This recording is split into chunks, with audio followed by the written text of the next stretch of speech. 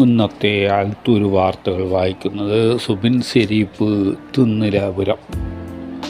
ഇന്ന് ജൂൺ മാസം 20 തീയതി വരുന്നത് 2024 വ്യാഴാഴ്ച.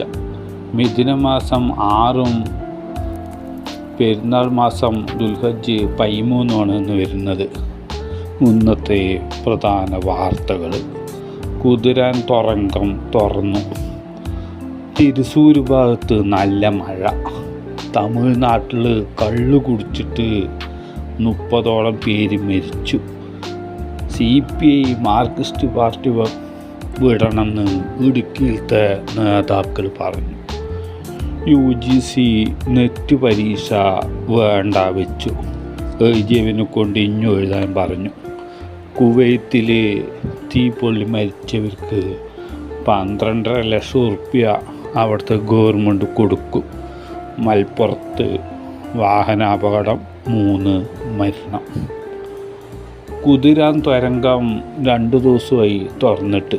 കുറേ കാലമായിട്ട് 2 ഓട്ടയിൽ 1 ഓട്ട അടച്ചു വെച്ചിട്ട് പണി നടക്കുകയായിരുന്നു.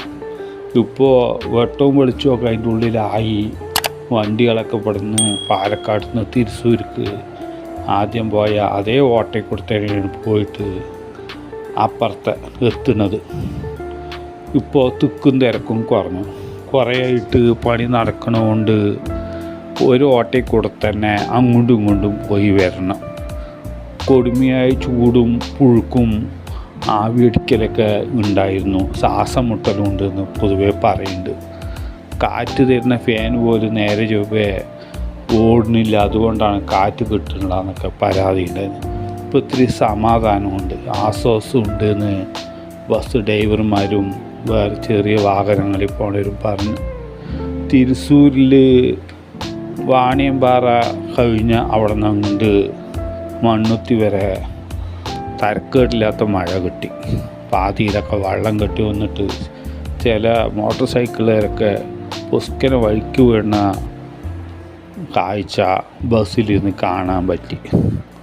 തമിഴ്നാട്ടിൽ സേലം കഴിഞ്ഞിട്ട് കള്ളക്കുറിച്ചി പറയുന്ന സ്ഥലത്ത് ആൾക്കാർ കള്ള് കുടിച്ചിട്ട് മരിച്ചവൻ്റെ എണ്ണം 30ആയി.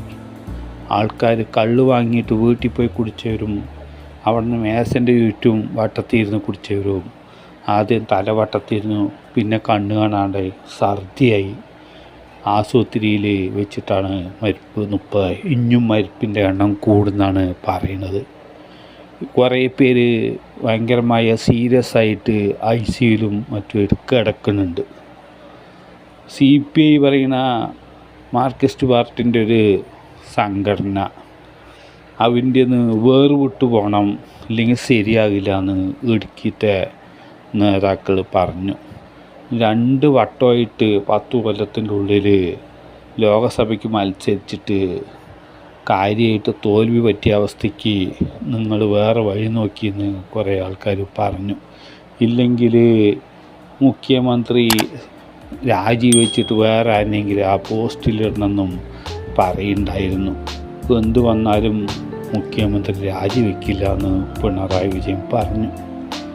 കോളേജിൽ പഠിപ്പിക്കുന്ന അധ്യാപകനാവാനുള്ള UGC നെറ്റ് പരീക്ഷ വേണ്ട വെച്ചു. അതിൽ എന്തൊക്കെയോ ചോദ്യത്തിനുള്ള ഉത്തരങ്ങൾ നേരത്തെ കാലത്ത് ചോർന്നു പോയി, പരീക്ഷ എഴുതുന്നവർക്ക് അത് കിട്ടി എന്ന് പറഞ്ഞിട്ട് വലിയ ഓഫീസർമാർ ഇതിൻ്റെ ഉദ്യോഗസ്ഥരൊക്കെ കൂടി ചർച്ച ചെയ്തിട്ട് പറഞ്ഞു, UGC നെറ്റ് പരീക്ഷ ഇനി പുതിയത് എഴുതിപ്പിക്കുക, അടുത്ത ചോദ്യങ്ങളൊക്കെ ചോർന്നുകൊണ്ട് പഠിക്കാണ്ട് തന്നെ കുട്ടികൾ ജയിച്ചു പറഞ്ഞു. കുവൈത്ത് പറയുന്ന രാജ്യത്ത് വലിയ കെട്ടിടത്തിൽ തീപിടുത്തമുണ്ടായിട്ട് കുറേ പേര് മരിച്ചു. 50 പേരോളം മരിച്ചിട്ടുണ്ടായിരുന്നു.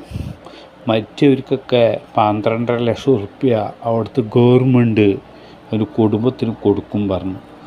ആ ലേബർ കോൺട്രാക്റ്റ് എടുത്ത മുതലാളി, മലയാളിയായ ആൾ, കെട്ടിടത്തിൻ്റെ കരാറെടുത്ത ആൾ, അയാൾ വാടകയ്ക്ക് എടുത്തിട്ടാണ് അതിൽ ആൾക്കാരിനെയൊക്കെ താമസിച്ചതെന്നാണ് പറയുന്നത്. അവർക്കും ഭയങ്കര വൈരുകത്തലുണ്ടായി.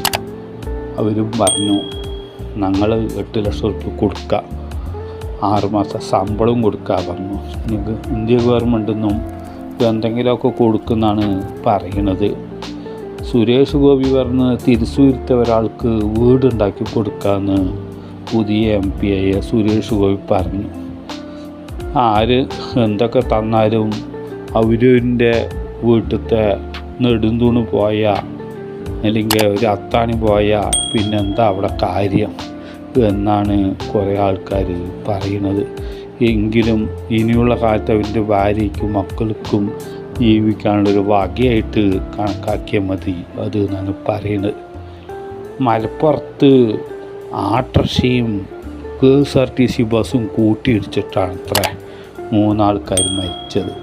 ആട്ടർഷക്കാരനാണ് തെറ്റ് പറ്റിയെന്നാണ് പറയുന്നത്. ആ ഓടിക്കുന്ന സാധനം തിരിഞ്ഞില്ല, അങ്ങനെ വടി പോലെ നിന്നു, അതുകൊണ്ടാണ് KSRTC ബസ്സിൽ കൊണ്ട് ഇടിച്ച് എന്ന് പറയുന്നു.